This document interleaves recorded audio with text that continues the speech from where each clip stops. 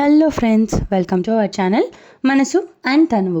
మన ఛానల్లో రన్ అవుతున్న స్టోరీ నేమ్ నేత్ర అనే స్టోరీలో మనం 7th ఎపిసోడ్లోనికి వచ్చేసాం. మనం 7th ఎపిసోడ్లోనికి వెళ్ళిపోదామా?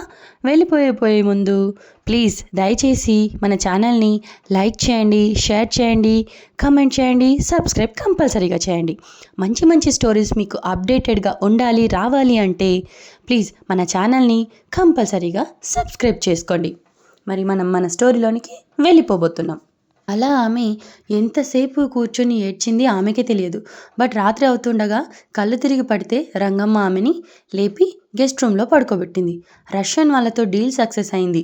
రష్యన్ టీంలో ఉన్న ఒక ఆమె మాత్రం రానాను తినేసేలా చూస్తుంటే అది రానా కళ్ళను దాటి పోలేదు. బట్ ఆ రష్యా అమ్మాయి కళ్ళు బ్లూ కలర్లో ఉండేసరికి రానాకు ఎందుకో నేత్ర గుర్తుకు వచ్చింది. ఆమె కళ్ళు కూడా నీలి కళ్ళే, కానీ అందాన్ని మనసు ఎందుకో బయట పెట్టలేకపోతుంది. చిన్నతనంలో, పసితనంలో గుండెకి తగిలిన గాయం, ప్రేమ, పెళ్ళి, ఆడది అంటేనే మనసు అంగీకరించటం లేదు. కానీ ఆ రోజు నేత్రను చూసినప్పటి నుండి ఏదో ఫీలింగ్, అదేంటో తెలియటం లేదు. దేశాల మధ్యలో రాయబారాలు చేస్తాడు, ఎంతమంది డాన్లను అయినా కనుసైగతో శాసిస్తాడు. బట్ ఆమె విషయంలో ఎందుకు వీక్ అయ్యాడో కూడా తెలియటం లేదు. రాతికోటలో ఉన్న మహారాణి రాళ్ల మాట దాగిన ప్రేమని రాళ్లలాంటి మనసుల కరిగించి అసలైన ప్రేమను పొందగలుగుతుందా చూడాలి. ఎందుకో ఒక్కసారి మనసు ఆమె దగ్గరికి వెళ్ళు అంటూ ఉంటే తట్టుకోలేక సక్సెస్ పార్టీ నుండి బయటకు వచ్చాడు రానా. ఇంతలో తన ఫోన్కి ప్రియా నుండి కాల్ లిఫ్ట్ చేశాడు. ఏంటి, నన్ను మర్చిపోయావారా? నోను, నిన్ను ఎలా మర్చిపోతాను? You are my love dear.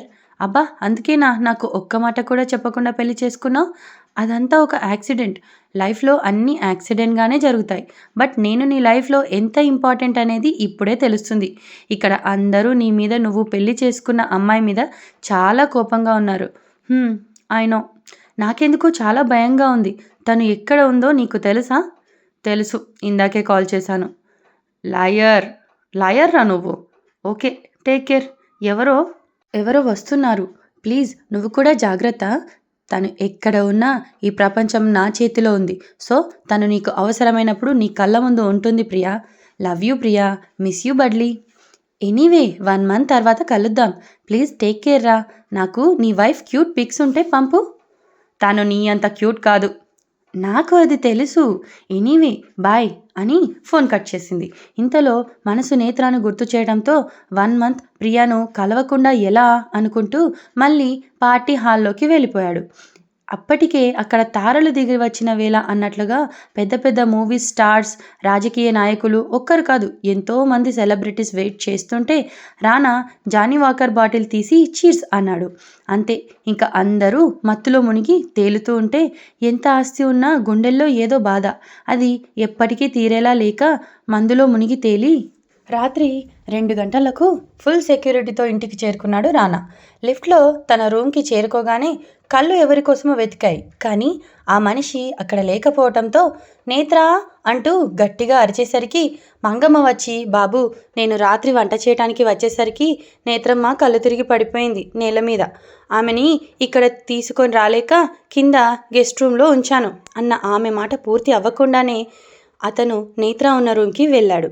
దడేలని సౌండ్తో door open చేసేసరికి ఎంత కళ్ళు కనిపించకపోయినా నిద్రపోయేటప్పుడు అలసిన రెప్పలు ఎప్పుడు మూతపడే ఉంటాయి. సో ఆ సౌండ్కి స్పృహ వచ్చినా అక్కడ వచ్చిన డ్రింక్ స్మెల్, బాడీ పర్ఫ్యూమ్ని, అతని బాడీ నుంచి వచ్చే అరోమాతో అక్కడకు రానా వచ్చాడని గెస్ చేసి అతని టార్చర్ భరించలేక మూసిన కళ్ళను తెరవలేదు.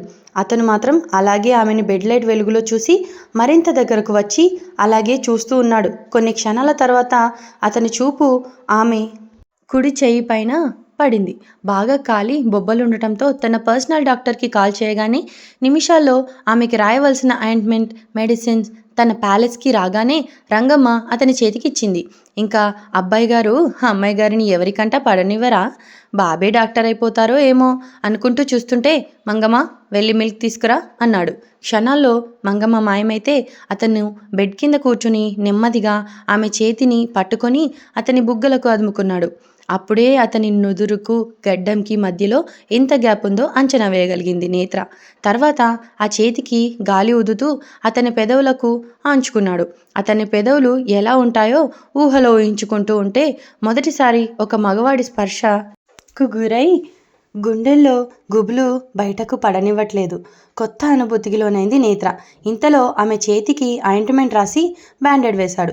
మొదటిసారి నేత్ర ఆలోచనలో పడింది.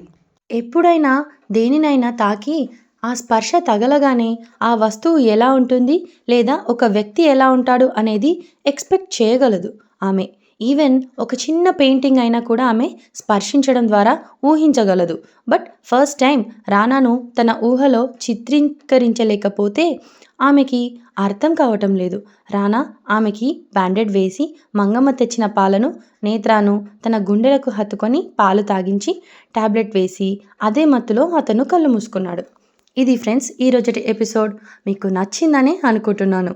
ప్లీజ్ అంతవరకు మన ఛానల్ని దయచేసి లైక్ చేయండి, షేర్ చేయండి, కమెంట్ చేయండి, సబ్స్క్రైబ్ కంపల్సరీగా చేయండి.